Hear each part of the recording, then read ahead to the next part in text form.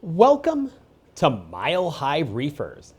I'm Scott Anderson, and one of my favorite corals are the sarcophagan leathers, your toadstools and devil's hands. They're incredibly cool, and for the most part, they're really easy coral. They grow big, they get all of that movement. They're amazing. And when it comes to fragging, they're incredibly easy because you just slice a piece off, right?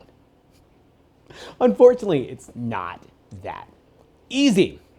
Turns out the hard part about leathers is actually the maintaining and fragging of them. And that's what this video is all about. So this is really part 2 of my leather fragging series. The first one I did was on the big toadstool right behind me that looks really ugly. So let's do a real quick recap and talk about what happened there. That big green toadstool, it was overgrown. It was way too big for the spot it was in. Plus, there was a hole in the foot. This coral needed help. I pulled it out of the tank, I cut a ring around the outside, and I made a bunch of frags, like 100 frags of it. I put the coral back in.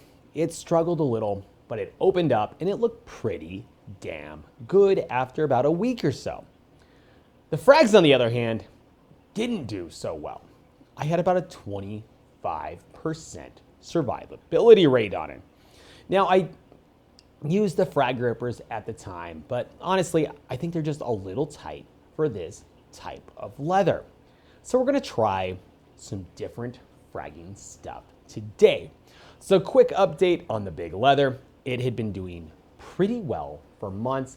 Over the last about 3 weeks, it's been closed up. It did kind of start to shed a little bit, send some polyps out, and now it's just closed up, covered in algae again, and will probably shed again.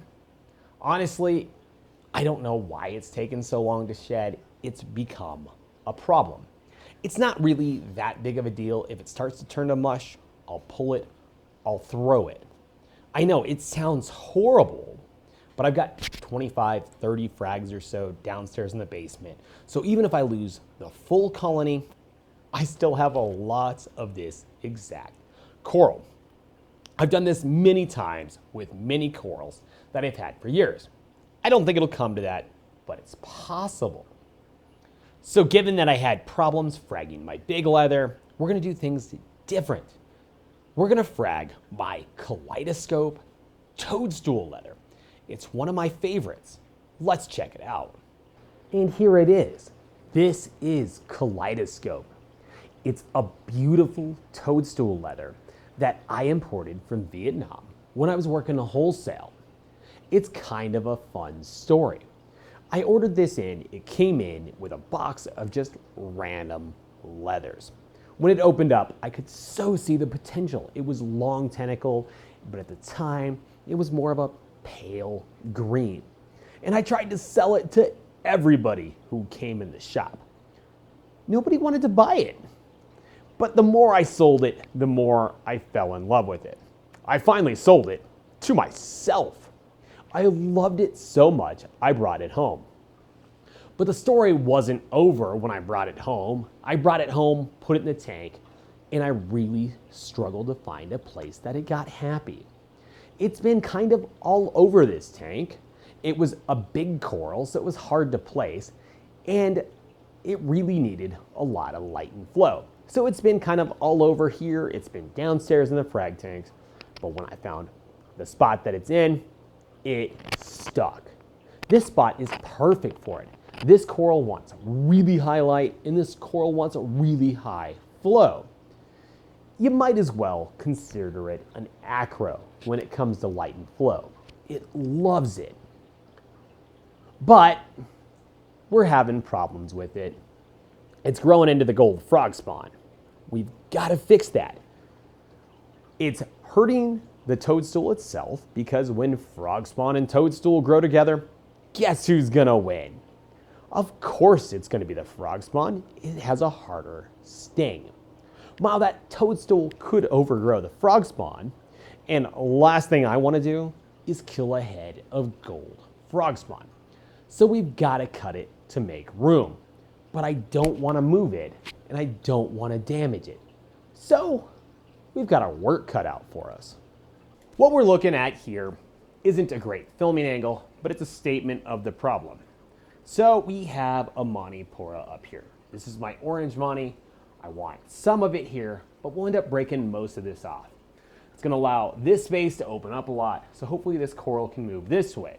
But if you look at this base, it's grown from way up there, down, up, and out, which has made this coral, instead of filling out this back area where I want it, to filling out the front area where all the light is. Of course it wants to be where the light is. Now we have choices to make. The coral's attached to the rock right here at the base. Honestly, I don't want to rip it off that rock if I don't have to. In order to cut that, it means I have to do it in the tank. It also means the coral's in the wrong spot. But even if I pull it off the rock, we may end up with some length issues. This is a long, stocky coral. All right, so here's the plan. We're gonna do this under near UV. The plan, not the cut. What we're gonna do is we're just gonna cut the one edge.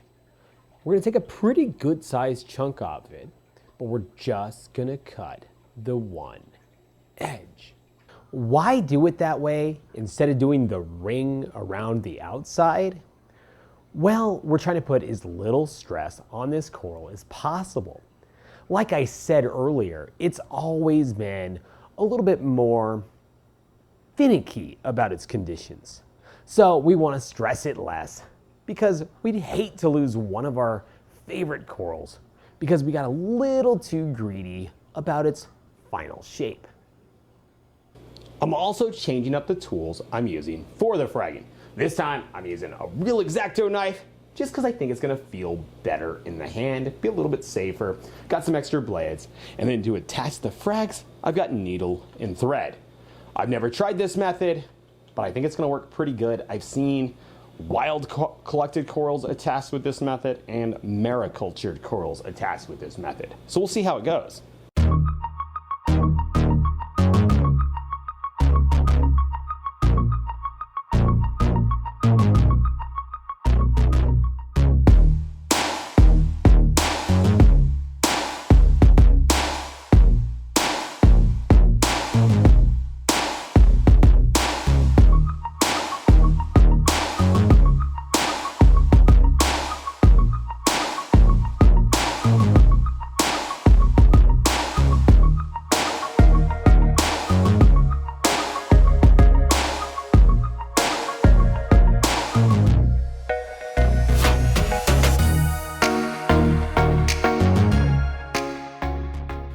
So I am not a seamstress, but we're gonna try to use thread and a needle to attach the frag to the frag plug.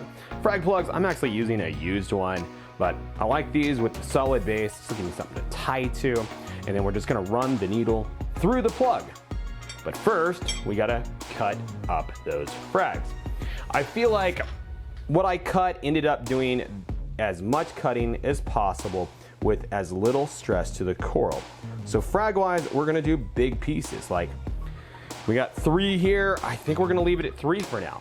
Like, we could totally go smaller, but honestly, I just don't wanna stress the coral.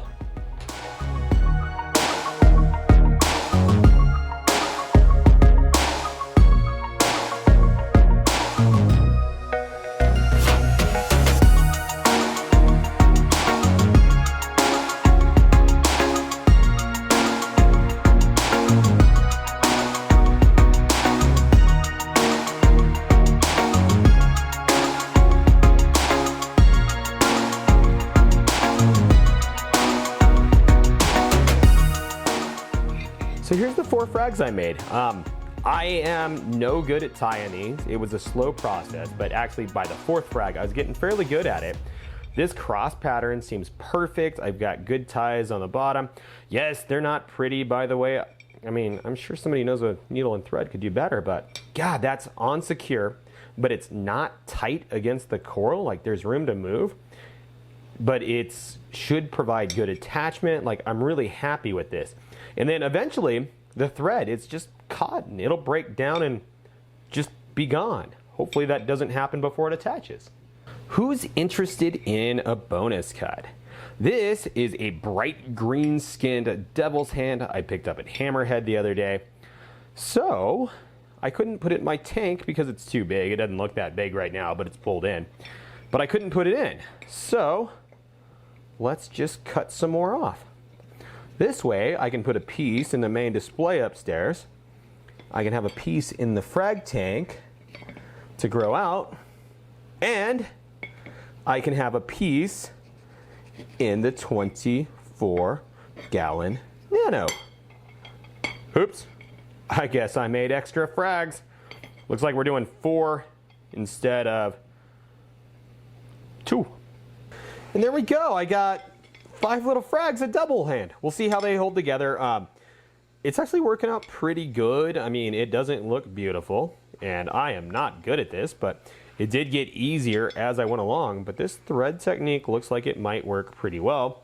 The coral's loose enough. I don't think it's going to be a tight issue, but it's going through it, so I don't think it's going to come off, which is super common with leathers. So we'll see how these hold up. And here are the frags. They look pretty darn good. We're shooting this handheld. And frag tank's looking okay. We got a little algae on the back wall, little tiny bits of dino in here. Overall, it's not terrible. Now, when you cut a toadstool or any leather, they have the potential to release toxins, so we're gonna replace the carbon. Last but not least, we need to make this coral wanna grow over there. So that means we're gonna remove this big Monty right here. The cut itself is super ugly, but it was the way I could take the most amount of coral and do the least amount of stress to the coral. And as you can see, it's opened this section up where I was having the worst problems with crowding. So I think we've achieved our goals. Is this the best for the long-term look of the coral? Probably not. How are the frags gonna do? How are the colonies gonna do? Am I gonna crash the tank? Who knows? Here's how you find out. Hit that subscribe button and it'll be in an update video. And if you liked this video, hit like. And if you like somebody who basically shows what he does in real time, the good and the bad, then come back and I'll see you on the next one. I still look like a scuzz bucket because, well, not shaving on a day off is fantastic. I do what I want.